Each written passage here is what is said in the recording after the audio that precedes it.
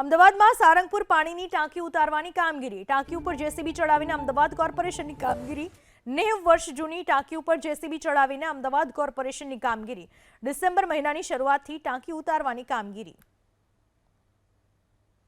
આ વિશે વધુ માહિતી આપવા આપણી સાથે જોડાઈ ચૂક્યા છે અમદાવાદથી અમારા સંવાદદાતા કુશાંગ સોની. કુશાંગ, કયા કારણોસર આ પાણીની ટાંકી ઉતારવાની કામગીરી કરવામાં આવી રહી છે? તો જે સારંગપુર પાણીની ટાંકી છે તે 90 વર્ષ જૂની અને અંદાજે 9 લાખ લીટરની પાણીની ટાંકી હતી અને સપ્ટેમ્બર 2025માં મ્યુનિસિપલ કમિશનર તરફથી જેની મુલાકાત કરવામાં આવી હતી તે વખતે સામે આવ્યું હતું કે ટાંકીમાં તિરાડો પડી છે અને તેના કારણે ટાંકી ભયજનક છે. મ્યુનિસિપલ કમિશનરના આદેશ બાદ તેની ટેન્ડરિંગ પ્રક્રિયા કરવામાં આવી અને ટાંકી છે તેને ઉપરના ભાગેથી તોડવામાં આવી, પરંતુ હાલના તબક્કે આ ટાંકી છે તે કોટ વિસ્તારમાં ખાસ તો આશ્ચર્યનું કેન્દ્ર બની છે, કારણ કે ટાંકીની ઉપર જેસીબી ચડાવી દેવામાં આવ્યું છે અને તેની મદદથી આખી જે ટાંકી છે તેને ઉતારવાની કામગીરી અત્યારે કરવામાં આવી રહી છે. હજી પણ લગભગ 1 મહિના જેટલો સમય લાગી શકે તેમ છે.